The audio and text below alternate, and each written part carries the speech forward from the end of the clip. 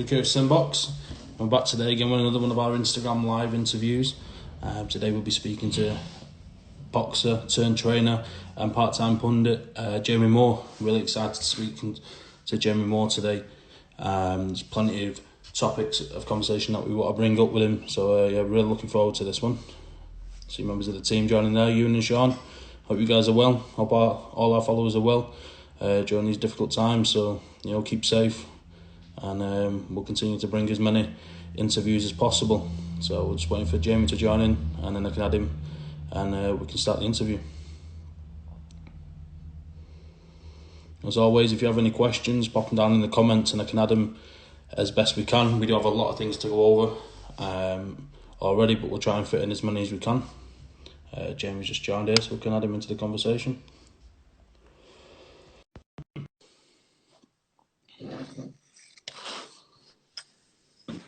How are you doing, Jamie? What's happening, mate? Okay?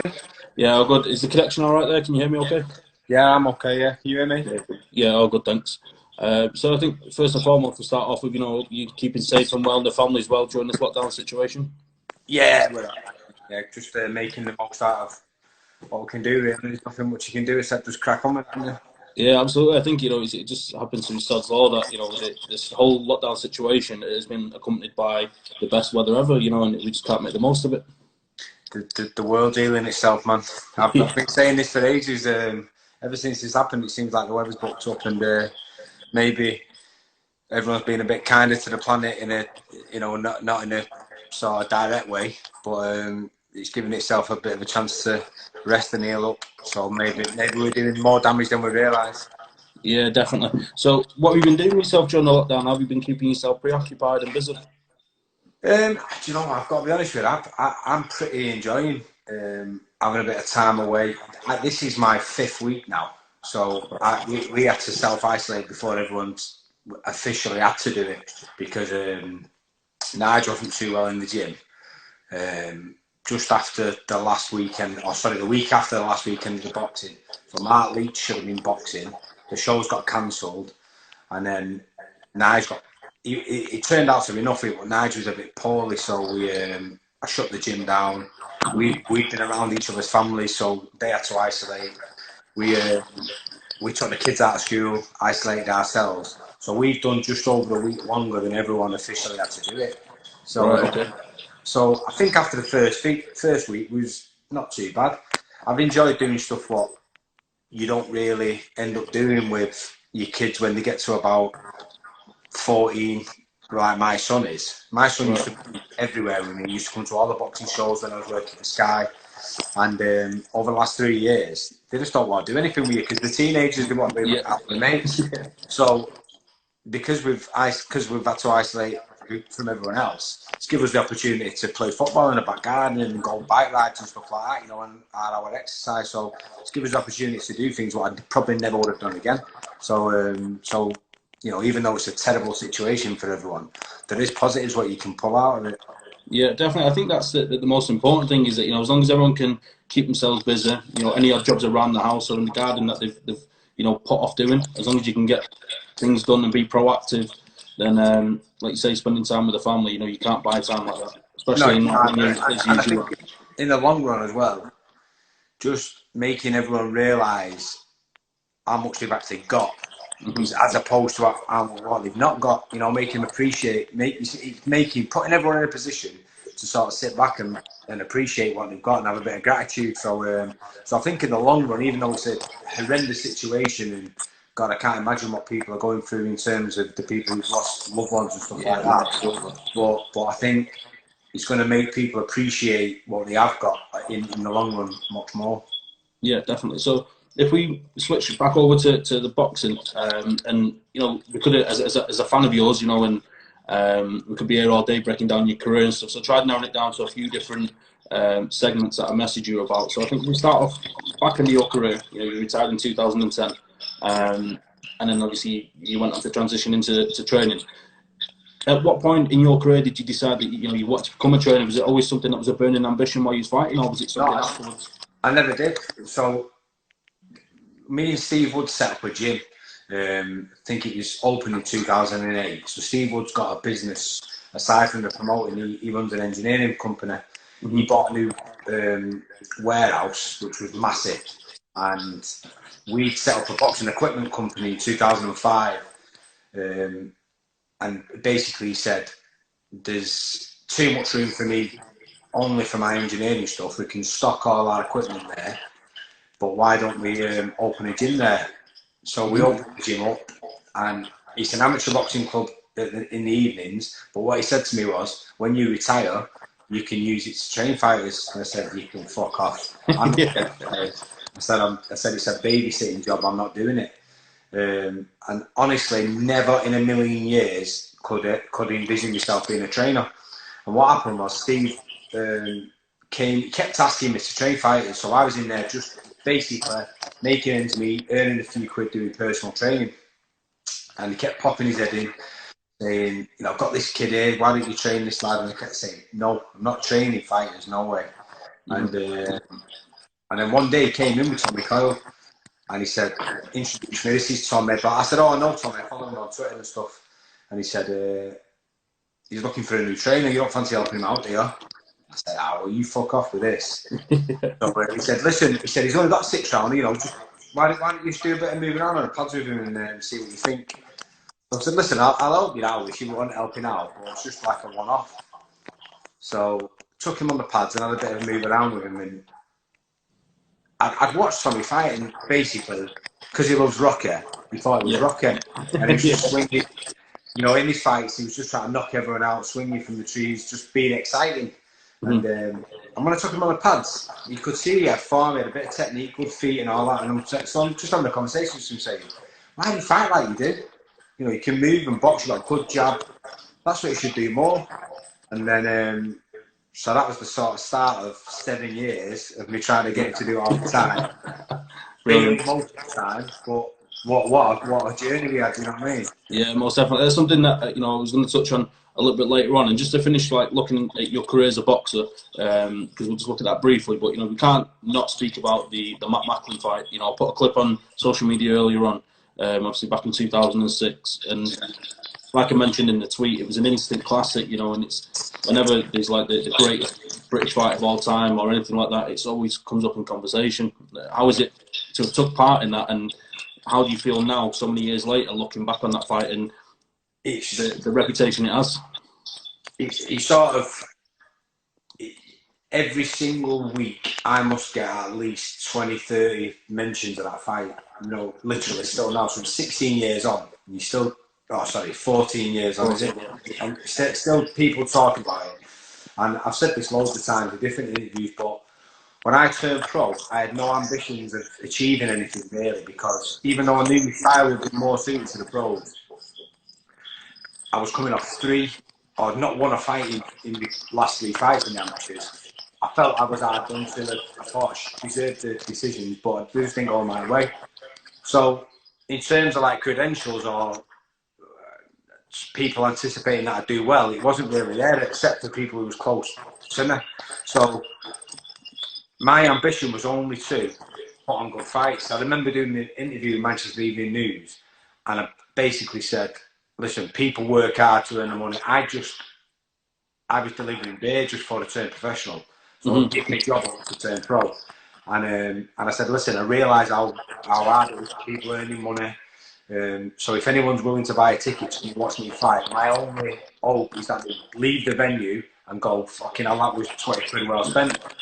And I did. So I have absolutely no regrets whatsoever in my career, because everyone always bangs on about, you should have got a world title shot, you deserved a world title shot. Maybe I was, maybe I wasn't, but it doesn't matter to me, because at the end of the day, they're only belts, and they're great to have, and we keep saying they're good for the kids, the ones that are belt especially. I'm the only one from Salford who's ever got one, so they're there forever.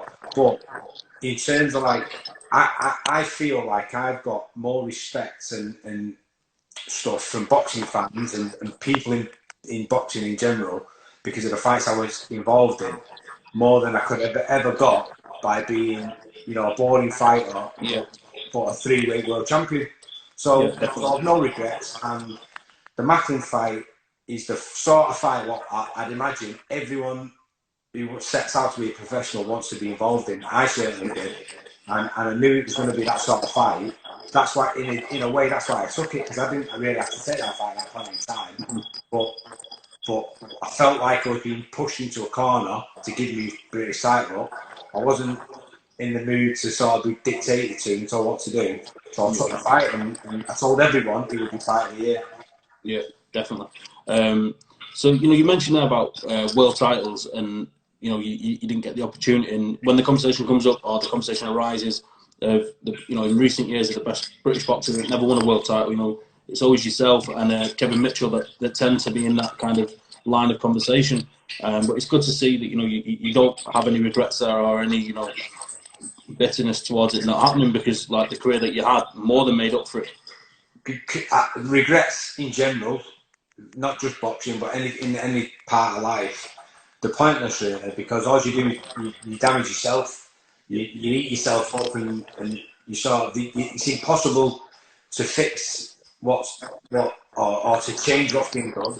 The only way you can do is go some way to fixing it and try and make it right, if you do have regrets. So I'm not a real big fan of regrets. I don't really have hang-ups on them. I think that the lessons are always there for you to take on board and learn from them, and then grow as a person. I feel like over the last 10 years or so, what I've been retired, I've grown massively as a person, and I feel like I'm a better person for it. When I look back 20 years, when I first turned pro, the lessons what boxing's given me, and the sort of the outskirts of boxing, and the experiences I've had through that, and the lessons what I've learned from that have made me such a better person in general. So I'm forever thankful for that, because if it wasn't for boxing and the added on stuff around it, what's come from it, I would never be the person I am. So I'm blessed. Fantastic. So since you retired, like I say, that was in 2010. Has there ever been a point where you've looked at reconsidering that? Was there ever any kind of offers or anything like that to tempt you out of retirement? Cool. Like every fighter, I'll tell you, it's so tough to just walk away. So I had, I actually think it was 2012. I was going to make a comeback, and it was when Eddie Hearn got the contract at Sky, and I was working for Sky doing bits, and he said to me, he was at Adam Smith's book launch, and he basically said, "How old are you?" So I was like 32. And he said, "Why are you retired? There's so many big fights out there for you. Matthew Macklin rematched Darren Barker. You're still relatively young. Why don't you fight again? I can earn you a fortune now." Yeah. And I didn't earn any money in my career. Literally, not a lot of money at all. I earned more money last year as a trainer than I did in the full 10 years of my career. No way. Unbelievable. So there's a lot more money involved now than there was when I was fighting. So I went away train. I actually went on a training camp with Bobby Rimmer and Brian Rose to Portugal, because I wanted to train alongside some people who was outside the comfort zone, who wasn't the normal people, just to see whether I still had that hunger and ambition. Mm-hmm. And I did. It felt good. Got myself really fit. Came back. Had a sit down with Adam Smith and said, "Listen, I'm going to fight again." And he was with Bob Mee, David Cloud from Liverpool, and I basically Bob Mee said to me, Bob Mee's a boxing historian, gentleman, and I really value his opinion. And he said to me, "Do you really think you can be a world champion at this stage of your career?" And I was like, "Well, yeah, I feel like I can." And he said, "Everyone says that. Every single fighter who comes back believes they can, but there's only a very, very few who really can. And you're talking about the greatest fighters, like Sugar Ray Leonard, that's our level." Yeah. He said, "Fighters like you don't have long careers." He said, "The high-octane pressure fighter don't have long careers." He said, "Let me ask you another question. Do you think you get any more respect from boxing fans, and you feel any more content if you won a world title?" So I said, "No, I don't think that I'd get any more respect, and I don't feel any more content." And he said, "Then it's not worth the risk." He said, "Your health's more important. If you want my opinion, don't do it." So I've gone to that meeting with the fully intending to make a comeback, and then left there 45 minutes later, and the thought never entered my head again then. Unbelievable. It's almost like a divine intervention. God forbid if you went back in, and you took a serious loss or anything like that, or it impacted your health. Well, That's almost like a slap of realization. It's an unbelievable story. 100%, and I'm a big believer in everything happens for a reason. There's Yeah. no accidents, everything happens for a reason. And I didn't have to go and ask Adam Smith permission to fight again. And it's out of courtesy because he'd give me the opportunity to work and do the stuff for Sky. So I did. And then, as a knock on effect to that, because I gave him the courtesy to do it, I had a conversation with Bob Mee and that changed my mindset. Unbelievable. So looking back on your career as a whole, what stands out as your biggest achievement of your career? Winning the Lonsdale belt, I feel, is my greatest achievement. I think, I beat an unbeaten fighter to win it on 5 days' notice. In between that time, I had some really good wins and then went off the boil. I had injury problems, massive. Lost to Ozzy Durant on an injury. Got disqualified to Michael Jones. At the same time, my wife was pregnant with our first kid, and financially I was really struggling. So that was a massive turning point, like a turning point in my life in terms of if I'd have lost the third fight to Michael Jones, I'd have had to walk away from boxing because I had a family to feed. Yeah. I had a newborn son, and I would have been coming off 3 losses. My career would have been in turmoil, and I would have had no other option other than to go and get a job doing labouring or whatever I had to do. So the reason I believe little differences or little ingredients make massive differences, and if I was in that position, maybe that wouldn't have given me the drive and determination to get off the floor twice and come back in that third round like I did against Michael Jones, and then eventually push on and win the fight. And that really made my career. That was the first time I was in Fight of the Year. Everyone started talking about me then as an exciting fighter, and that sort of was the reputation what carried through. But I'm the only fighter ever to have had a Lonsdale belt from Salford, where I'm from, which for me personally is a massive thing. So, every time I look at the Lonsdale belt there, it just reminds me of an opportunity what I got given on 5 days' notice, which changed the rest of my life forever, leading me to this point. I can never be more grateful to Barry and for presenting me with that opportunity, and I took it with both hands. Yeah, absolutely. I've read your autobiography, and when you read that section of the book, and like you say, the what if it didn't work out, or what if you didn't win that fight. It's stuff that you don't see when you're watching boxing on the TV, and there's no accidents, and I sort of wished it into existence because I was pretty certain Paul Samuels would pull out. I kept saying to Oliver, 2 weeks before I actually got the phone call, I kept saying to Oliver, this Samuels is going to pull out, If they get on the phone to me and ask me to step in, I'll step in. So even though I had 5 days notice for the fight, my mind was on it for about 3 weeks before it. Yeah, fantastic. So he was fate. Yeah, definitely. So, like you say, you moved on once you retired, and you was introduced to Tommy Coyle. It took you into the life of being a trainer. Was there a time when that was kind of overlapping with the thoughts of the comeback? With the ambitions as a trainer and making a comeback as a boxer? No. So, like I say, after that conversation with Bob Mee, I never really thought about it again then. And then once I got involved with training Tommy properly, because the next fight after the 6th rounder was Deli Matthews. Oh, right, okay. I literally got thrust onto the big stage straight away as a coach. And I had to learn to deal with the pressure pretty quick. I think the experiences of being a fighter, boxing on the big stage and being under that pressure helped me as a coach because I was so nervous for the Deli Matthews fight, yet I had to wear a mask and pretend that I wasn't because I could see Tommy was nervous. Yeah. And you can't pass that tension over to your fighter.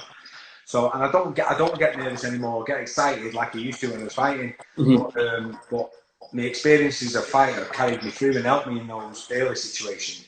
I mean, you've got to think like the next fight after that, after the Deli Matthews fight, Matthew Macklin asked me to train him, and we were top of the bill live on HBO in Atlantic City. Yeah, so actually thrust onto the big stage in terms of a coach. But it's helped me in the long run because it gave me massive experience at an early stage. Most coaches wouldn't get that sort of experience until 4 or 5 years down the line. It was the second and third fights for me, so it was invaluable experience, and it stood me in so much better stead in the long run. Yeah, brilliant. I think it's an ideal point to drop in one of the questions that we had from Sean Nomoyle, one of the members of the team there, and he mentioned how do the nerves of as a trainer before a fight compared to the nerves as a boxer before he was going through the ring? Again, early on, I did feel them. I really felt them, and it's like anything in life. I think you just learn to deal with it better. The more experience you get, and the more times you experience that feeling. You know, they don't ever go away. I don't think you realise they're there as much because you used to deal with it. I mean, I remember the excitement feeling that I got when Carl Frampton was doing his ring walk at Windsor Park, because it was like an event as well. And we was all stood there as a team. So me, Nige, Martin Murray, Rocky, Jack Catterall, Tommy, everyone stood waiting for Carl to do his ring walk, watching him. It was one of the most amazing experiences in my career as a fighter or a trainer. So yeah, it is different, but especially because you're not the one going to get punched in the face, but because you go through all the same emotions and experiences as a team with your fighter, you're sort of part of it. And I mean, I know what every coach is different, and I feel like when I'm looking from the outside, looking at different people's relationships with their fighters, I feel like I get a little bit closer to my fighters. And I don't think that works for everyone, because people get a bit too attached. And don't forget, we're just employed to do a job. So if you get too emotionally attached, and then they tell you they're going to go and train with somebody else, then that could affect somebody massively. But I really believe that if that happened to me, then because I've been there as a fighter and at a pretty decent level, I understand that it's a short career. You've got to be very selfish in what you do, and regardless of whether I think it's the right decision for them, if they feel like it's the right decision for them, then it is. You know, I had Conrad Cummings turn around to me and said, "Listen, Jay, I can't come and train anymore. You know, I've got issues at home and I've got to go and do what's right for me." And I didn't feel like it was the right decision for him, but he felt it was the right decision for him. So it was, because in his mind, it's the right decision. So who am I to tell him otherwise? Yeah, so it's a very psychological game, boxing. You've got to be really strong mentally, and as a coach, you've got to be on it. As a fighter, you've got to be on it. And I feel like, because I like to get closer to my fighters on an emotional level, I feel like I'm better equipped to help them deal with their emotional state in the changing rooms and during the fight, because I feel like I'm half going through it with them. Yeah, definitely. So it leads on quite well there to Bobby Gunn's question. He says, "Do you feel your experiences of coming back and winning after being put down helped you when you're in Coyle's corner during the Biswela fight?" And obviously, you came from being knocked down to win a stunning fight. Well, this is I'll tell you, I don't think anyone knows this conversation or went in the corner. So me and Tommy was in the gym on our own, just me and Nige, for months and months and months. No one was ever really training with us. And so every day we sat there just having general chit chat, and he's wrapping his hand. And he said to me, "Fucking hell, Jay, that Macklin fight of yours was unbelievable. How did you do that?" I said, "Listen, I don't know. Really don't know." I said, "But you just do it." I said, "It's not a decision. You don't make a decision to do it. You've either got it or you haven't." And I didn't know whether I had it until I was in that situation against Michael Jones.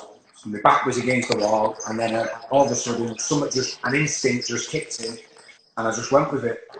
And he said, "Do you think I'll be able to do that?" So bear in mind, Tommy's never been in any sort of war at this point. Yeah. "Do you think I'll be able to do that?" And I said, "I don't know." I said, "Honestly, I don't know." I said, "And you don't know." I said, "Now, try to go off your character, then I think you will. But you'll never know until you're in that situation."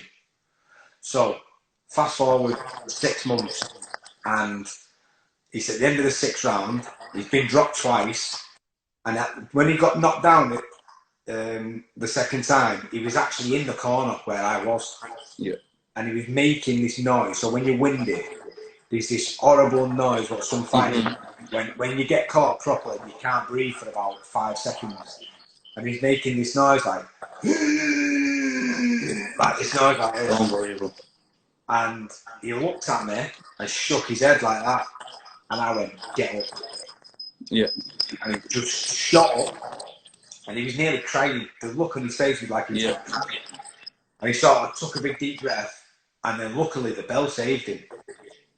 So he come back to the corner, sat down, and I whispered in his ear, "Remember that conversation, what we had in the gym?" He said, "Yeah."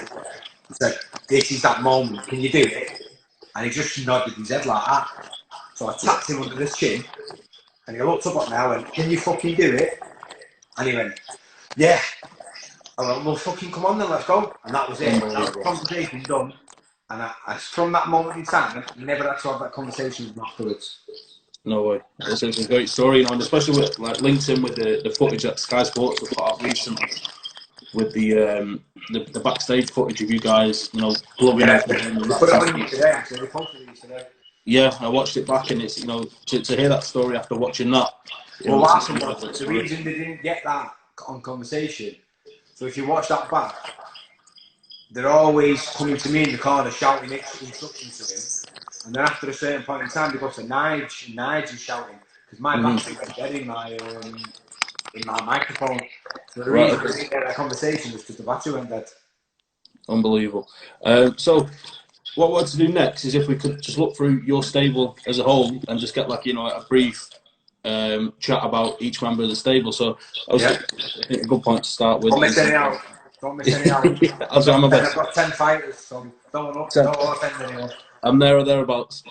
So I think first off, the recent signing of Dave Allen, really popular out of the ring. You know, a really gutsy fighter in the ring. Can you take us through how that came about and what's the plan moving forward? Yeah, Dave.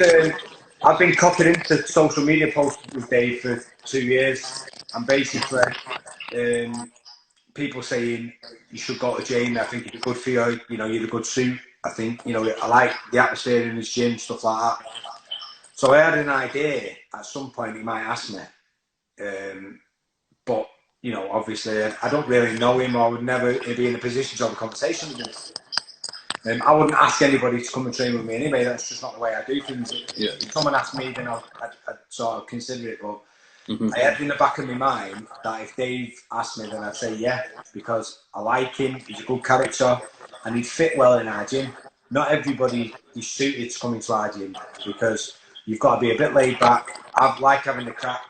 You know, if you take yourself too serious, or you've got any sort of ego, absolutely no chance of making it in our gym, because we're a group of sort of everyday, down to earth Jack the lads.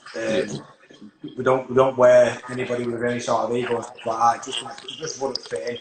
So I always thought that David fit in well, and, you know, since he rang me and asked me, and I agreed to help him, I've been studying him a bit more, and he's got loads of potential. I don't even think you've scratched the surface with him. He's been in a few hard fights, and he's took fights where he probably shouldn't have, because he was basically managing himself. So MTK being on board now and having the management reins, they're going to be in a position to look after him better, take the right sort of fights at the right time, and then I'll be in the position where I can help him. So there's a few little different changes what I want to make to the way he goes about it and the way he trains, and I feel like once he gets into that routine and he's around the lads in the gym and he gets that work ethic, it'll be a massive miles better fighter. Yeah, definitely. I guess you can count yourself lucky in a way that, you know, Tommy Coyle's now retired and you've got Dave Allen in, because I'd imagine having Tommy Coyle and Dave Allen around each other in the gym with all the play on tactics and stuff like that. Tommy said he's still going to come through and do. He came down a few weeks ago before the lockdown, and he was helping me out a couple of times doing pads and stuff like that, because eventually I think he wants to get into the coaching side of it, so try to do his apprenticeship. So you know, he's great. He's such a good asset to have around the gym with the lads and stuff. He creates a great atmosphere, as is Nige. You know, Nige has been around boxing for years, albeit most of the time in the amateur game. but he was in Oliver's gym in the professionals with us. He always used to spar with me. He's got massive experience, and he's just a great character to have around with the lads. So we're lucky in that sense. We've got a great group of lads. Yeah, definitely. So, you know, I did want to touch on Tommy. Obviously, I know that he's retired, but, you know, I just wanted to go back to that fight at Madison Square Garden with Chris Algiera, you know, and just how, you know, it might have been an easy decision, but then at the same time, there's a lot behind it with pulling him out of the fight. You know, it's his dream fight on such a huge platform. Can you take us through that emotional moment?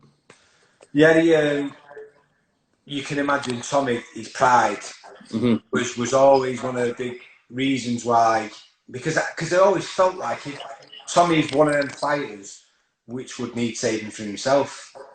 So even though I probably was in a position a few times where you're thinking, oh shit, you know, Brizuela, for instance, during the fight in Brizuela, absolutely, a couple of times I was thinking, oh, I might pull him here.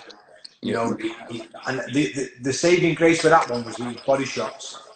You know, he was hurt, he was getting beat up a few times, but he was hurt to the body. A massive difference between being hurt to the head. And in fact, you know what? I think at one point I was going to towel him. I think Nige stopped me from toweling at one point. Right, okay. Yeah, I'm sure, because I picked the towel up and he grabbed my hand and said, "Don't." Yeah, I'm sure he did. So got to give Nigel props there. He saved that one. But well, I've gone off. Topping. I was talking about then. So. Oh no, sorry. So Madison Square Garden. So basically, knowing the mileage on the clock with Tommy, knowing he was in there with a world class fighter, he was so much bigger than him because Tommy really, he was sort of stuck in between lightweight and light welter. And he'd missed his opportunity. He hurt him early on and threw all his eggs into one basket. He wasn't clever enough. He wasn't cute enough with his shot selection once he got in there. And he sort of burnt himself out. And then once it got to round 5 and 6, he lost that opportunity of winning the fight. He also, I knew about a problem with his eye. So once his eye started to close up and swell, he was sort of blinking with it in there. He started to make me feel really, really uncomfortable with it. And once Chris could sense it in there, you could see, and he started to go through the gears a little bit. And there was no conversation really involved. He was sort of getting to about 20 seconds before I ended the round. And I just sort of looked at Kerry Case and I said, fuck this, I'm getting him out of there, he's not right now. And he said, absolutely. So Kerry's massively experienced. And I trust his judgment as well. So even if I was having any sort of questions, that would have cemented it for me anyway. Yeah. And I told him, I knew the reaction I was going to get, but I thought he'll thank me in the long run, which he has done, which I'm glad about. But when I told him, he sort of stormed off and he barged past me and he wasn't happy. And the doctor in New York said to me, that was a great call. If you didn't make that call, I was making it. Right, okay. So there you go. It was definitely the right call. And it was a tough one, but it was the right one. Yeah, most definitely. So next on the list, Chantal Cameron. Obviously, she's in a great position. Am I right in saying that she's mandatory for 2 different titles at different weights? Yep, she's mandatory lightweight and light welterweight for the WBC title. So she's in a great position. It looks like she's going to go for the 10-stone title. She's mandatory for the title. It's gone vacant because Magaskill's moved up. Right, okay. So I think the easiest match at the moment is at 10-stone. Obviously, when everything gets back up and running. But there was talk, she's with Matchroom now in every year. So they were talking about having a run out on the Terry Harpy undercard because she's been inactive, just in a little 8-rounder. And then she was supposed to be boxing for the world title by May time. And obviously that's been put to one side. But I'm pretty certain now, because everyone's going to be in the same situation in terms of inactivity, I'm pretty certain that she'll probably go straight to the world title when things resume and pick up. Yeah, so I mean, I'm sure, like, as much as you say that it's easy to make the super lightweight title. Obviously, the money fight, of course, would be with Katie Taylor. at lightweight, and I'm sure that the ambition is to fight arguably the pound for pound #1 female boxer on the planet. Of course, he wouldn't. And Chantel put a post out today on Instagram just saying that she'd love that fight if it could be made. When your idol turns in, when your hero turns into your opponent, so to speak. Yeah. And it is a tough fight because Katie's coming towards the end of her professional career, I think, and I don't think she's got that many fights left. So whether Chantel will get the opportunity, I don't know. But we'd love the opportunity to fight the best because she's the best around that weight. She's proven it, and Chantel's the sort of the hot prospect coming through. And whether that's the right fight for Katie Taylor or not, I don't know. It's definitely the right fight for us because, the worst case scenario is Chantel loses to Katie Taylor. So it's not a bad scenario for us. Whereas Katie Taylor loses to Chantel, who she's a bit of an unknown quantity, really. Even though every challenge which has been presented to her, she's passed it with flying colours. So you can't question the credentials, but I'm just not sure whether Katie Taylor would want to take that risk at this stage of her career. But if she does, then that'd be great for us because what a fight that'd be in boxing. Yeah, definitely. I suppose it's just like one of the most important things in boxing is timing, and if those like stars align at the same time, and that would lead to the fight. There you go. That's like I keep saying, there's no accidents. And if it happens, then it's meant to be. And if it doesn't, then we'll just wish her all the best in the future. Definitely. So next on the list, you mentioned him earlier on, Mark Leach.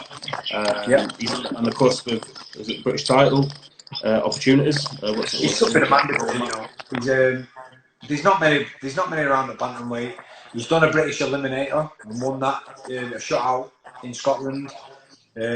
He was due to box a Commonwealth eliminator because he hasn't been made mandatory for the British title.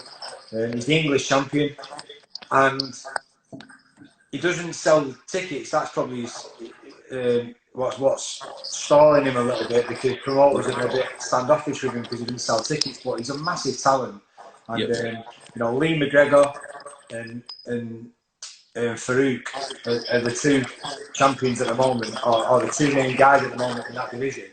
And obviously they're not easy fights, but I'd put Mark Leach in tomorrow with any of them guys, and I'd be confident he could come out on top. Superb. Two great fighters there as well. And if he wasn't a ticket seller beforehand, if he was to get a victory over either of those, that would really propel him, even just on the domestic scene. Propel him right up there. Exactly. We've nicknamed him the Matrix in our gym because he's so hard to hit. You feel like he's there to be hit, and he's just gone. He's defensively, he's so adept, and he's an old product of Oliver Harrison. Oliver had him from being 6 years old. And brought him through and mentored him, and that's how I've ended up with him when Oliver got sick. And he's a massive prospect, and he'd be the next person from Salford to win the British title if he did so. What a testament that'd be to our old boss. Yeah, definitely. I think it'd be a great story with the Oliver Harrison background, and then the fact that you took him on, and you're the only Salford person or Salfordian to win a British title, and then you train the second person. Nice story. It just needs opportunity. Yeah, definitely. So next on the list, Jack Catterall. He seems constantly to be on the cusp of breaking through right in on that world team. What's the situation with Jack at the minute? Jack, he's mandatory for the world title. That's been for over 18 months. So frustrating for him. But it's literally nothing anyone can do. Just bad timing. And Ramirez is fighting Pistol, who's the WBC mandatory. That had to come first. Coronavirus kicked in China. That fight got put off, so that's been put back. So they were talking about boxing for the interim title, so he wasn't hanging around. So I think that's what will happen. I think when everything kicks back in, and then the schedule gets back up and running, I think that the first thing for Jack will be the interim title, and then he'll just wait for the winner of Ramirez. Is there ever a worry that he's waited for so long already that once something doesn't pick back up, there's the Victor Pascal Ramirez fight, and then they're going to look at maybe a unification or an undisputed fight with Jack Taylor? Well, of course that's a worry, but the WBO have said that because they've already waited for the mandatory in terms of waiting for Ramirez and Pistol. They won't be allowed any more unifications. Right. So Okay. that was their email what got sent out saying that they wasn't going to allow anything. So two scenarios: either he gets his shot, or they're going to go back on the word. So they, really they can't do that. The only listen, we understand if he wants to fight Josh Saylor, or if the winner of that wants to fight Josh Saylor, that's a massive fight for them. Financially, it's going to be massive for those people involved. So I understand if they're going to want to step Jack to maybe sit out for another 3 or 4 months and step aside. But he's going to have to be paid for it then, because at the end of the day, you can't expect someone to put their career on hold because of theirs. So we understand how the game works and we understand the situation they're in, but financially, he's got to be compensated for it if that's going to happen. Yeah, most definitely. You know, if there could be a situation where he can be financially compensated for it, and then there could be, you know, the light at the end of the tunnel is that maybe he gets the fight with an undisputed champion further down the line.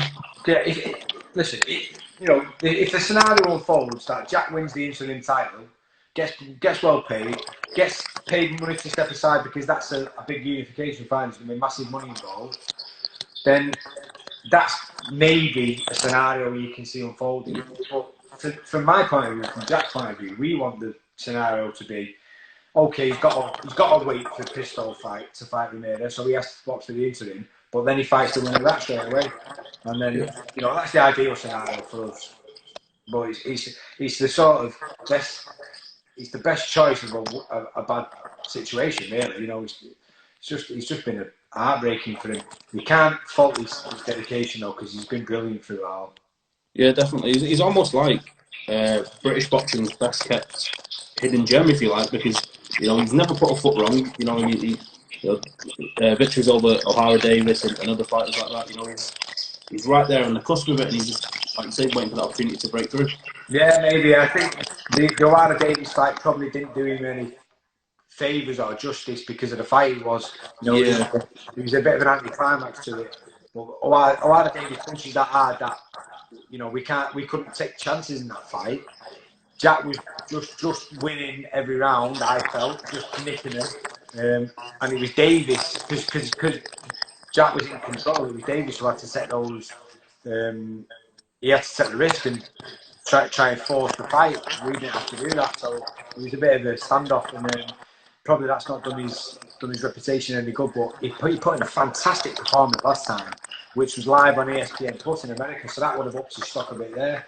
So was that the fight that was out in Dubai? Yeah, and that was a risky fight for him because he was a tough opponent, and it needed to be someone like that for Jack to make sure he performed. Otherwise, he sort of dropped to the opponent's level.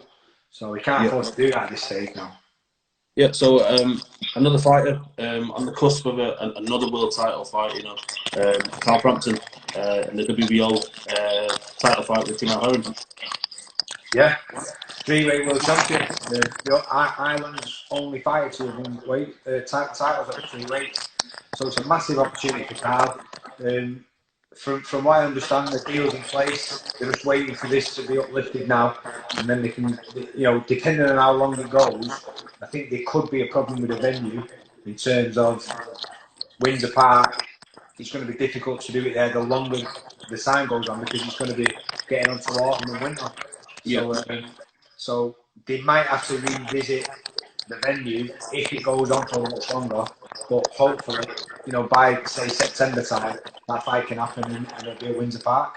So looking at that fight from a trainer's point of view, you're obviously going to dissect Jamal Herring's game.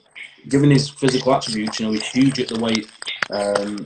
How would you go around? Obviously you're not going to give away too many secrets, but what would be the game plan for Carl Frampton against somebody that's so physically imposing? Yeah, obviously I don't want to give too many things away, but size only matters really if you impose it. And Herring isn't a pressure fighter. He's not one of those fighters who jumps down your throat.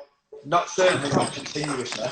So it's not like he's going to sit on Carl and roll him and maul him and fight him, push him around. he's not that sort of fighter. He's a sharp shooting southpaw. He likes to work on using timing and distance. So the advantages Carl has coming up in weight is speed. Yeah. Even though Carl's a lot shorter, Carl's short for the featherweight. So you can use that to your advantage in terms of, okay, people might see it as an advantage for Herring because he's so much taller, but punching down and finding someone as short as Carl, who's quick and mobile as Carl, they're hard to pin down. So Carl has to make sure he sticks to the tactics what we've set in place and make sure he follows it through. But I don't see it being a war in terms of like the Josh Warrington fight. I see it being more of a boxing match and a sort of sharpshooting chess match. But Frampton's so experienced now. He's come up against every sort of opponent and style and in terms of experience. And everything's pretty new at this level. You know, he's pretty new at this level, and he has got better as he's got older. But he's 34, and being a 34-year-old man and having a layoff like everyone's been forced to do now is not a good thing. So it's not an easy fight by any stretch of the imagination. But if you're going to be a freeweight world champion, then it shouldn't be easy. So I'm excited about the fight and I have a really good feeling about it. Yeah, I think the thing is with Carl is that he's never actually took it easy at any point. You know, like you say, you wouldn't imagine this fight to be easy. And when he has won his world titles, you know, you think fighting Quigg in Manchester and then moving up in weight to fight Leo Santa Cruz. You know, he never took the easy option with any other title wins. So this shouldn't be any different. No, he had a few tough fights, especially the Santa Cruz fights. So he had time off, quite a bit of time off after the Josh Warrington fight, and then obviously the injury happened in Philadelphia, so the fight never actually happened. But I feel like in a way it's helped him because an enforced layoff like that at Carl's stage of his career, in terms of him having so much experience under his belt at a high level, yet miles on the clock has been kept very low in terms of inactivity. But he got a full training camp in. So he didn't. His tools didn't go blunt in that sort of sense. And so his engine was built, ready to fight. His tools are nice and sharp. He just never put the miles on the clock. So it looks to me, or it can be looked at like it was a unique situation. But the experience from it, I feel, is that in the long run, it's going to stand him in better stead. Fantastic. So, you know, obviously no boxer ever likes to lose, and, you know, no loss is easy. But have you ever looked back on the Santa Cruz loss and the Josh Warrington loss with Carl, and which would you say like hurt him more? The Josh Warrington one, I feel like it hurt his pride massively because we both was really confident going into the fight. Carl went off the game plan for the first 3 rounds, and I've got to give him massive credit for the way he got himself back on track. It was like a car crash, 3 rounds. Couldn't have gone any worse. Yeah. To still be able to come through them first 3 rounds, get himself back on track, have the fortitude to bring himself back onto the game plan and still be able to follow it through. It was like he'd done 12 rounds after 3. That's how fatigued he was. I have to give him massive credit for that. I've got to give credit to Josh Warrington for him to be able to win from him what he did. But I just feel like if Carl was a little more disciplined early on and didn't let, I think his ego overtook. Once he got buzzed and wobbled, he sort of dug in and went, "You fucking." I'll show you, boss. Yeah. Rather than using his brain and being smart, if he'd used his brain and smart, I probably believe he could have won that fight. So I think his ego was hurt a lot after that fight, and we met up in Dubai afterwards. The first time I actually saw him was in Dubai after the fight. Out there for New Year, and the first thing he said to me was, "I can't go out like that." Right. And I was like, "Hiya, mate, you okay?" Fucking nice to see you. So, but I understand from the fighter's point of view what he meant, and I would have been quite happy for him to walk away and retire at that point, because even though he was still quite young, he'd earned his money and he could go and enjoy the rest of his life with his beautiful family. But he's got a real drive and determination to put right that done wrongs. And I feel like he'll probably try and take out his frustrations of the wrongs he did with Josh Warrington on Jamal Herring. Right. So I said to him, I remember sat there one night with him having a chat in Dubai, and I said, you might feel like this is bad, or the Josh Warrington experience is bad, but one day we'll turn around and we'll go, those experiences, you just used them, and this is where it brought us to now. So I really believe that come September, October, when the Herring fight happens, afterwards, when we sat there with the world title around his waist, we'll go, that's why it all happened. Yeah, so you see, you mentioned Josh Warrington, and obviously he went on to fight Kid Galahad. It wasn't a great fight as a fan, and it looks like Kid Galahad again. He's the IBF mandatory with Warrington. Was he never a point when you thought Carl might have looked for the rematch with Josh Warrington? Given such a great fight, it was.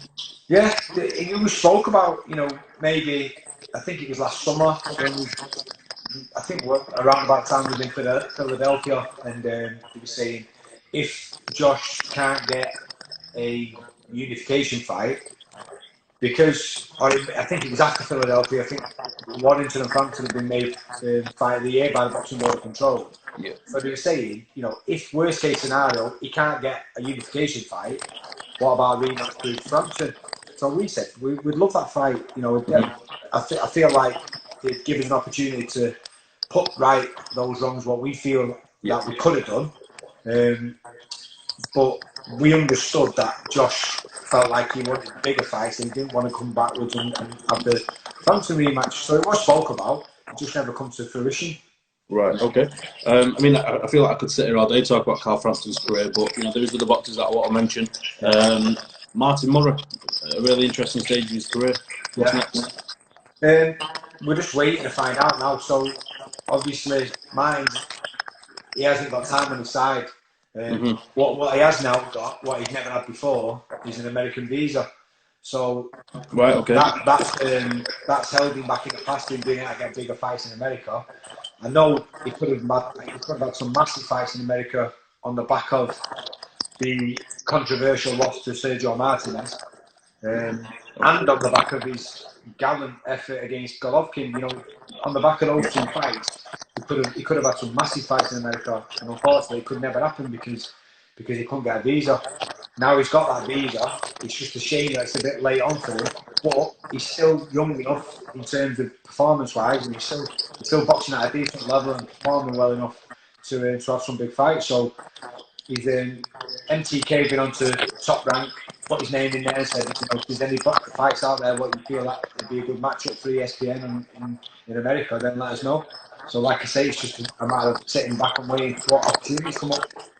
Yeah, definitely. So, in terms of Martin Murray's mindset, is he a plan to challenge for a world title again, or is it just about getting as big a money fight in as possible before the end of his career? Martin did contemplate sort of retiring after he lost to Ndam. He did sort of toy with the idea of walking away, but he came back and he said, you know what I'm going to do? I'm just going to fight. I'm just going to do a couple of 8-rounders, just enjoy my training, enjoy boxing, but no pressure on myself, because I've never been able to do that. I want to find the love for this sport again and find the enjoyment for it. And he has done. That's exactly what he's done. He's performed really well, nice and relaxed. He's boxed well in the couple of fights he's had since then. And he's in a good mindset. You'll never meet a fighter with a stronger mindset than Martin Murray. Brilliant. He's so mentally strong. And so I don't think he's that concerned whether he gets a big fight or a world title. I think he wants to be involved in a couple of good fights, but just purely for the enjoyment of it. He's at that time in his life now where he just wants to enjoy it now. Fantastic. So next on the list, another fairly new signing, Akib Fiaz. Take us through how that came about and the plan moving forward. He signed with Matchroom recently as well. Yeah. So Akib, just signed with Matchroom. Akib was sparring with Carl Frampton for the Josh Warrington fight.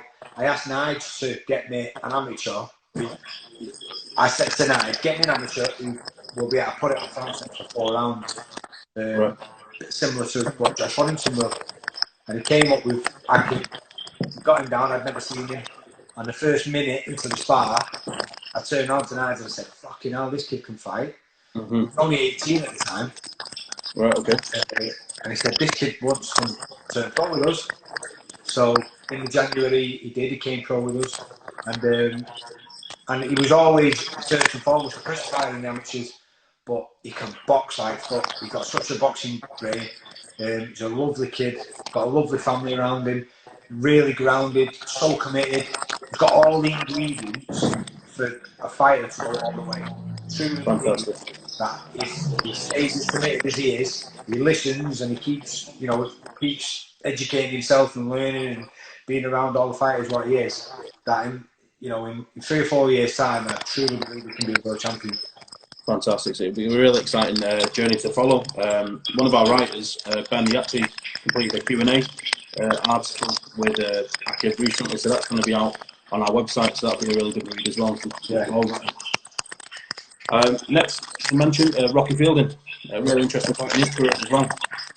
Yeah, he's been matchmaking himself by the look of it. He looks like he's going to be they're talking about fighting Chavez Jr. Yeah. So obviously Rocky's a super middle and we don't know what weight Chavez is. So they've said that they'll fight at 175 like heavyweight. I don't even think Chavez knows what weight he's at. Well, I don't turns up. Exactly. And whether he'll even make 175, I don't know. But Rocky's a massive super middleweight. So I've no issue with him going at 175.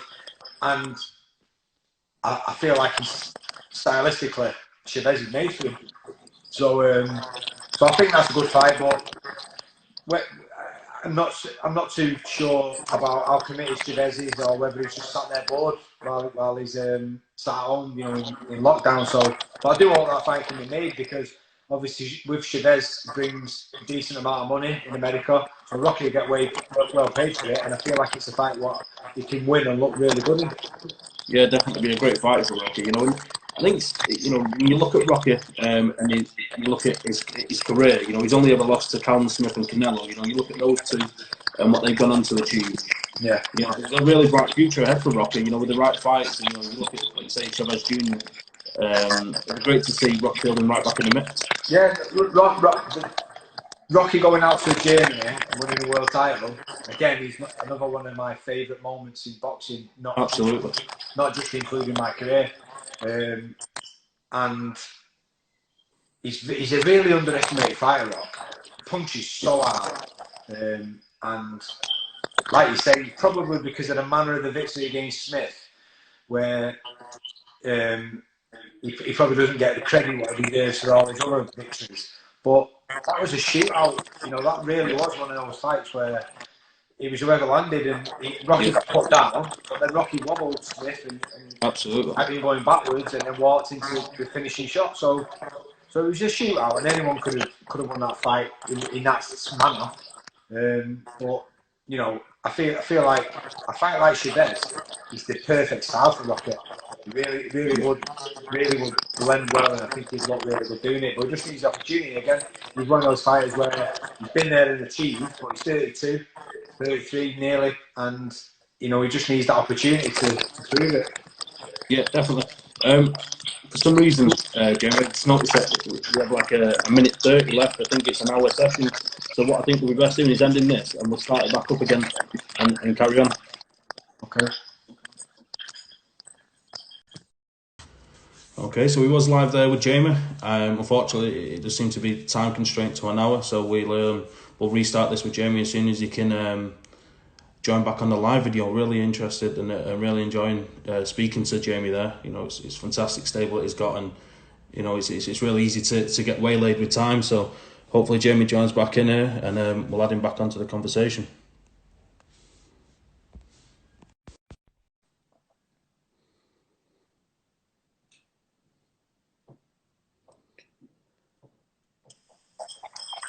Oh, didn't Jamie? Yeah, it's the first time I've gone over an hour there, so I didn't even realise that it was that was a thing with Instagram. So my apologies.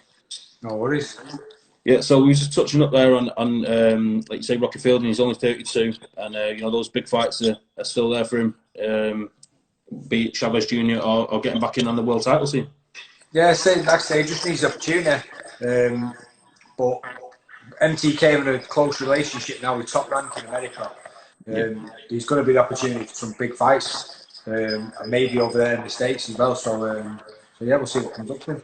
Fantastic. So we spoke about Chantel, Jack Cattrall, Martin Murray, Tommy Coyle, Rocker, Carl, Dave, Akib. Have I missed anybody?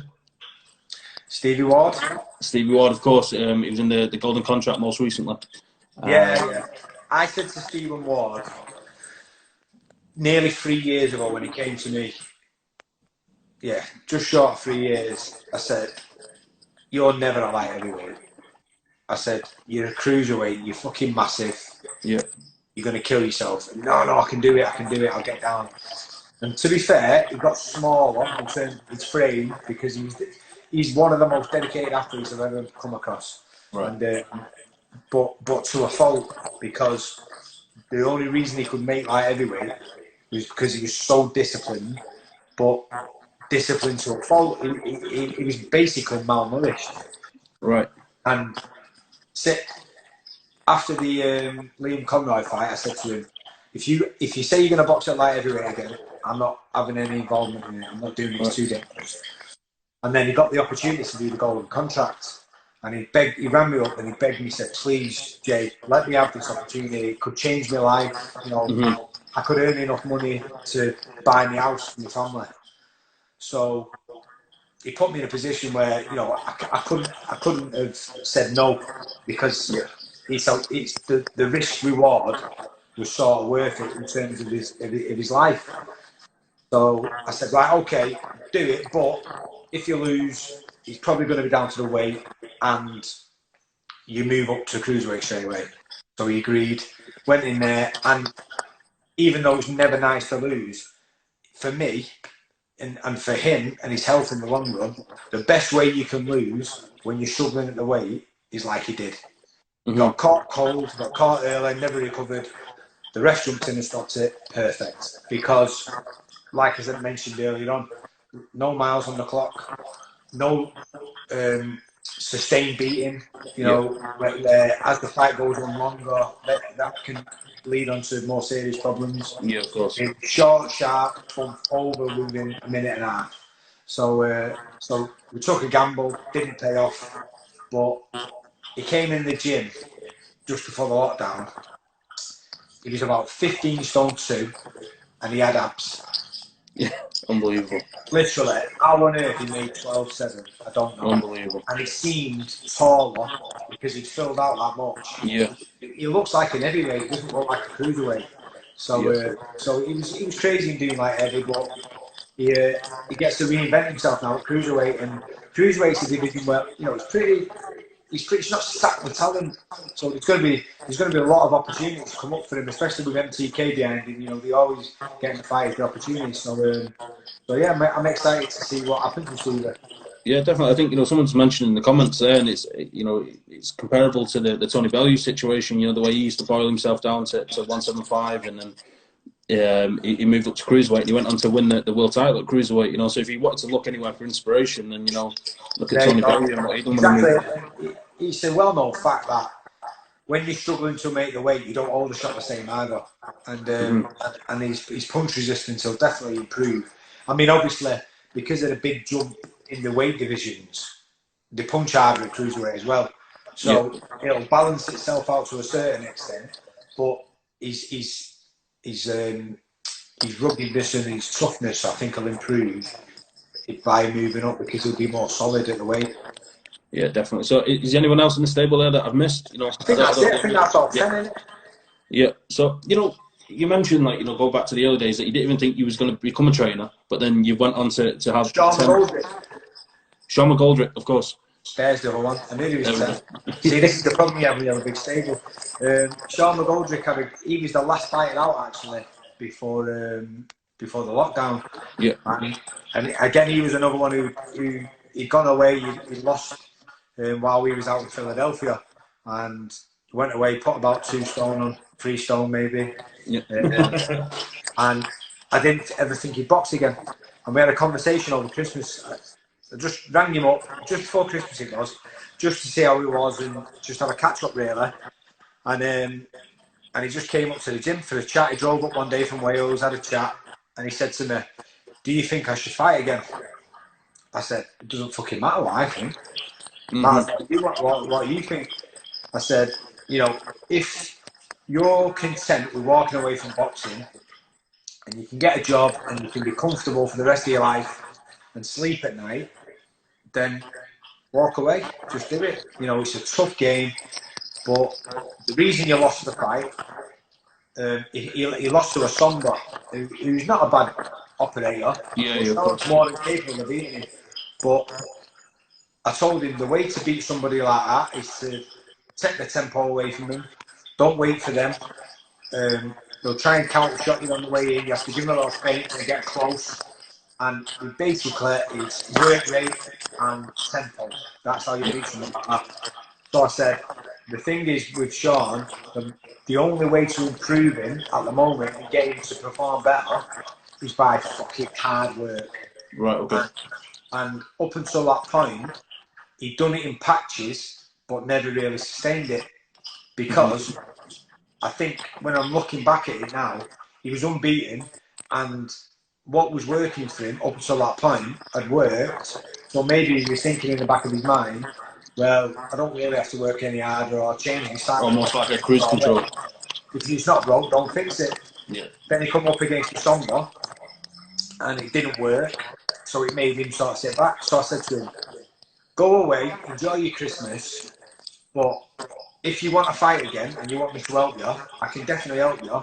But really and truthfully, the only person who's going to make a massive difference to you and your performance is you. Yeah. Because it's going to be really, really fucking hard work. You're going to have to do things that you've never done before in terms of putting the graft in, and you're going to have to go to some dark places. And if you don't really want to do it, you're going to be found out. Right. So I honestly never expected to hear from him again. And then January, who comes walking through the gym door with his bag over his shoulder, Sean McGoldrick.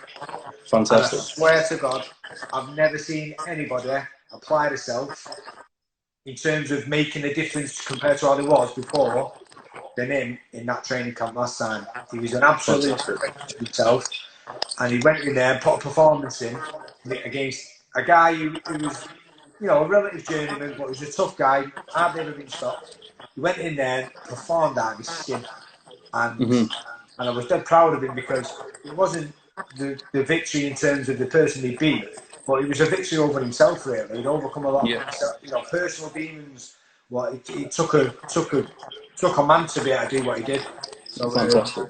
He comes away from Wales, travels 3.5 hours on a Monday morning, trains all week, and then drives back down on a Friday. It takes a lot of dedication. Yeah. So I was proud of him, and he was one of my favourite highlights up until that point from my training career, because he's a lovely kid, and I just want to try to help him achieve the most what he can achieve in boxing. Definitely fantastic. So, you know, the part I was going to get onto was, you know, you mentioned when you first met Tommy, it was such an alien concept that you was going to become a trainer. Yeah. To go on to have such a thriving, world-class stable, you know, it's almost like chalk and cheese with your mindset 10 years ago. Do you know what? It's a hot. Talking about this coronavirus, right? It's a horrible, horrible situation, and it's difficult to pull out positives and say, you know, how can you envisage that good things can come from this? And I believe that in the long run, good things will come from it. One of the most horrendous things I've ever had to go through is Oliver Harrison being sick and being by his side. The first part of it, when he first got sick and nobody else knew, and he made us swear not to tell anyone. Me and Martin Murray and Rocky Fielding and his close family was the only ones from me. We was the only ones from boxing who was aware that he was sick. So to have to go through that with it, then him start to get on the mend, and then nearly 2 years down the line and get back sick again. So I only ended up really training mine and Rocky and Mark Leach because Oliver was sick. Right. Okay. And he asked us to help him out up until the point where he's back on his feet and he could be back training him again, which never happened. So it's horrible to me because it's bittersweet in the sense that I love what I do so much, and I wouldn't ever be able to give these guys the help and the input I do without the experiences what I got from Oliver. He was my perfect teacher. I couldn't have wished for anyone better to coach me because I was lucky enough to find that perfect trainer for me. We blended together so well, and luckily enough for me, he lived 5 miles down the road. Yeah. You know, it was again that word fate. It was fate for me, and so the point in time when Carl Thompson rang me, his dad had mentioned my name to him about training. He said, "Does he still train fighters?" I think I've listened to him in the corner when he was with Tommy Coyle, and I think he'd suit you well. But they didn't know that situation at the time with Oliver. So Carl rang and said, "Are you still training fighters?" And I said, "Do you know what? I am, but only really, to be honest with you, because Oliver's poorly. Don't tell anybody.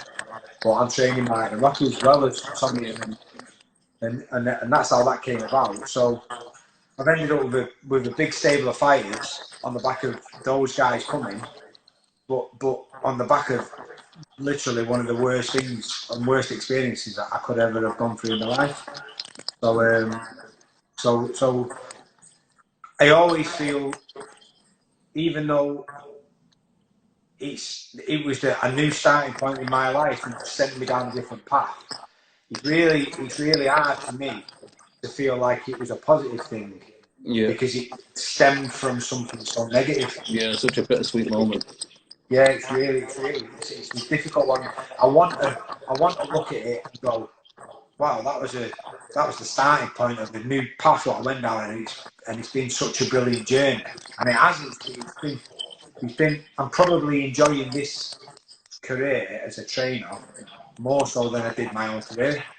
Fantastic. Yeah. I feel like it's hard for me to really look back with it in a positive light from the starting point because it was such an horrendous situation. Yeah, definitely. It's a really heartfelt, topic to discuss, and like I say earlier on when we did read the autobiography and to see the relationship that you built up with Oliver, do you find that you take a lot of inspiration from his training methods and try and implement it in your own kind of way? Definitely, because I was fortunate enough to have been around a lot of professional gyms. I spent a lot of time in Billy Green's gym as well, so I picked up a lot from Billy. I had a good amateur coach who taught me all different aspects of boxing. So I've been lucky enough to be around good teachers. And nutrition-wise, Kerry Kayes had a massive impact on my career and the way I coach my lads. So my own struggles with weight and all those experiences from Oliver, from Billy Green, from Kerry Kayes, and from my own experiences as a fighter, I feel like I blend all them together and try and implement different aspects of all their teachings to each fighter in their own individual way, depending on where I see they'll benefit from it most. But I think that I've been lucky in the fact that I've got all this experience, what I've been able to take on board from all them different guys. But I just feel like I'm a real positive person, me, by nature. Right. And I can generally read people's body language and pretty good at doing it and getting into people's heads and being able to talk around and getting to see the positive side of stuff. So I think that's a good attribute for me as a coach, and using all those other areas and different things what I picked up from them people, taking it on board, putting it into practice myself, and adding my own little bit on top of it, is being able to get the gym as successful as it is doing. And I've got to say, I've got to give massive credit to Nige Travis for the work he does alongside me, because it's ridiculous to even think that I'd be able to do what we do in our gym on my own. I wouldn't. Yeah. I just wouldn't be able to do it. His involvement is massively important to the success of our gym. I just wouldn't be able to do it without him. Yeah, fantastic. You know, it's really good to hear. You know, it was difficult not to see as we was talking there that Tommy Coyle and Stevie Ward are actually going back and forth in the comments with different comments about their own haircuts and stuff. So it's really good to see. But honestly, Tommy, to hear that and, you know, and to hear the inspirations and everything that formulates to make you the trainer that you are was a really good listen. It was fascinating to hear. Hey, Tommy, just so you know, yeah, he said to me before, what do you think of Tommy? And I said, he's a stupid bastard. Unbelievable. So, like we mentioned earlier on, to finish, we do a 5 to finish, rapid fire questions. So, to begin with, across your career, both as a boxer and a trainer, what's your biggest inspiration? I'd probably say it was my family. Yeah. So, you know, I'm not talking about in terms of inspiration or who got me into boxing, but in terms of my motivation and my drive, my family, because I live for them, basically live for my family, and you know, I love boxing, so I'm blessed to be able to do a job that I love, but that drive and motivation, you know, we all have them days when you get up and you feel like, fucking, I can't be arsed doing this. But they're what get me out of bed in the morning. And, you know, those lonely 2 and 3 weeks away in Vegas, which sounds fucking like it's a dream come true, but it's actually, you know, hard work being away from your family. They're that motivation what keeps me going to get back to them. Definitely. So, second question, I'm going to make this a dual question because usually it's just looking back on your career as a boxer, what was your favourite fight? But also, what's your favourite fight as a trainer? So, if you can give us one for each. My favourite fight to watch of mine is the Macklin fight, which is, I don't think that's too much of a shock. My favourite fight, what I was involved in, was the third Michael Jones fight, because it meant that fight meant so much more to me than the Macklin fight. It was more on the line. My career was on the line. My son was just born. My nana passed away 2 days before. I would win the Lonsdale belt outright if I won that fight. So there was miles more at stake in that fight. So that's the most important one for me. What was the second part? As a coach? As a coach, what's your favourite fight that you've been a part of so far? Oh, I've had so many good nights. And I wasn't even at this one. Right. So it's a weird answer, this one. My favourite fight, or my favourite win from a fighter from my stable, Tommy Coyle winning the Commonwealth title. Fantastic. And it came at a point when all the gym was really buzzing. Frampton was fighting Donaire. That fight took place. And then Tommy got the opportunity to fight for the Commonwealth title, say a month into training camp with Frampton, and it was the same night. Yeah, I remember that. Just such an horrendous situation for me to be in. Tommy just went, Jay, there's nothing you can do about it. Don't worry about it. Now it's going to be in the corner. So, luckily, he was okay about it. It was heartbreaking for me because of the experiences me and Tommy had been through all the way up until that point. To have to sit there and watch it on a phone in changing rooms, unbelievable. You know, and watching it unfold was bittersweet. I cried. That happened for him, I cried because I knew how much it meant to him. Yeah. But I still wanted to be there with him. Do you know what I mean? Yeah, most definitely. So that's my favourite win from any fighter at the moment from our gym. I mean, there's loads of others. You look at Rocky's win in Germany. He's one of my favourite moments in my full career. Carl Frampton at Windsor Park. You know, going to Vegas with Frampton. There's fucking loads of different fights, but that knowing what that meant for Tommy and watching it unfold and the unique scenario it was, I'll never forget that. Fantastic. Like I say, normally with it just being, if I was speaking to a boxer, it's easy to mention the career, but given how many high-profile fights you've been involved in, I thought it'd be nice to add that on. So the third question, Your all-time favourite fighter as a fan? It's a joint first between Nigel Benn and Mike Tyson. Can't argue with that. All-time favourite fight that you've watched as a fan?